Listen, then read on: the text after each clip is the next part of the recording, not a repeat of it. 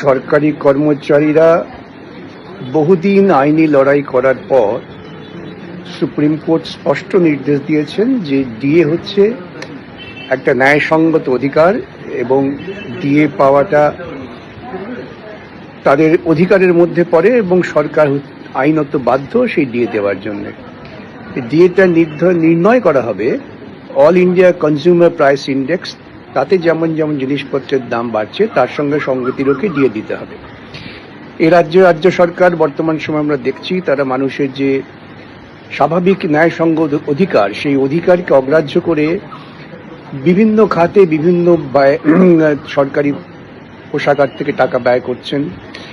মন্দির তৈরি করা, বিভিন্ন ধর্মীয় গোষ্ঠীর ভাতা দেওয়া এবং প্রচুর টাকা বিজ্ঞাপনে, নাচে, গানে এইসবে খরচ করা প্রকৃতপক্ষে ন্যায়সঙ্গত অধিকারকে তারা অস্বীকার করতে চাইছেন। তো এর বিরুদ্ধে সাধারণ শ্রমিক, কর্মচারী, মধ্যবিত্ত, শিক্ষক সকলেরই তো একটা ন্যায়সঙ্গত অধিকার রক্ষার জন্য লড়াই করতে হয়।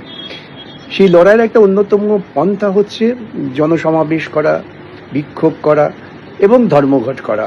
আমরা দেখেছি ইতিপূর্বে এই রাজ্যে সরকারি কর্মচারীরা বহুবার চেষ্টা করেছেন, মিছিল করেছেন, মিটিং করেছেন, প্রতিবাদ জানিয়েছেন, কিন্তু রাজ্য সরকার অনড়। রাজ্য সরকার ন্যায়সঙ্গত অধিকারকে তারা মর্যাদা দিতে চান না, তারা মানুষকে অনুগৃহীত করে রাখতে চান। এই যে একটা নেতিবাচক ভূমিকা রাজ্য সরকারের, তার বিরুদ্ধে আন্দোলন ছাড়া কোনো বিকল্প পথ আছে বলে আমি মনে করি না।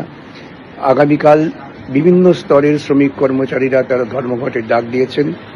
ধর্মঘট হচ্ছে একটা নৈতিক অধিকার, আইনসঙ্গত অধিকার। শোষণের বিরুদ্ধে, জুলুমের বিরুদ্ধে প্রতিবাদের একটি হাতিয়ার। এ রাজ্যের মুখ্যমন্ত্রী বারে বারে বলেছেন যে ধর্মঘট করতে দেবেন না। এতে সবচেয়ে বেশি উল্লসিত হন সেটা হচ্ছে যারা পুঁজিপতিদের দালাল হচ্ছেন এই রাজ্যের মুখ্যমন্ত্রী এবং রাজ্য সরকারের বর্তমান যারা ক্ষমতায় আছেন। আমাদের সাধারণ মানুষকে কিন্তু এই শোষণের বিরুদ্ধে, অবিচারের বিরুদ্ধে লড়াই করতেই হবে। ধর্মঘটই একমাত্র পথ। সকলে সংঘবদ্ধভাবে, ঐক্যবদ্ধভাবে লড়াই করুন। আপনাদের ঐক্য ভাঙার জন্য অনেক রকম কৌশল অবলম্বন করা হবে। কোনো গোষ্ঠীকে প্রলোভন দেখানো হবে, কোনো গোষ্ঠীকে ভয় দেখানো হবে এবং যারা আন্দোলনের নেতৃত্বে আছেন তাদের উপর হয়তো অনেক বেশি শোষণ এবং শাসনের কষাঘাত নামিয়ে আনার চেষ্টা করা হবে। কিন্তু আমরা দেখেছি ইতিপূর্বে পৃথিবীর সমস্ত স্তরের মানুষকে, পশ্চিমবঙ্গেও আমরা সরকারি কর্মচারীদের দেখেছি তারা সমস্ত রকম স্বৈরাচারের বিরুদ্ধে দাঁড়িয়ে ঐক্যবদ্ধভাবে লড়াই করেছেন, দাবি আদায় করেছেন। সেই দাবি আদায়ের পথে আপনারা লড়াই করুন, সংগ্রাম করুন। জয় আপনাদের হবেই, কেন আপনারা ন্যায়ের পথে আছেন। যারা আপনাদের বিরুদ্ধে তারা অন্যায়ের শরিক। এই ন্যায় অন্যায় যুদ্ধে সবসময়ই ন্যায়কে অনেক কষ্ট স্বীকার করলেও কিন্তু শেষ পর্যন্ত জয়ী হতে হয় এবং আপনারা জয়ী হবেন। এ নিয়ে আমার কোনো রকম আশঙ্কা নেই, আমার কোনো সন্দেহ নেই। আপনাদের ঐক্যবদ্ধ লড়াইয়ের প্রতি পূর্ণ সমর্থন এবং সহানুভূতি জানিয়ে আমি সবাইকে আবেদন করব, আসুন লড়াইয়ের ময়দানে নামি আমরা। নমস্কার।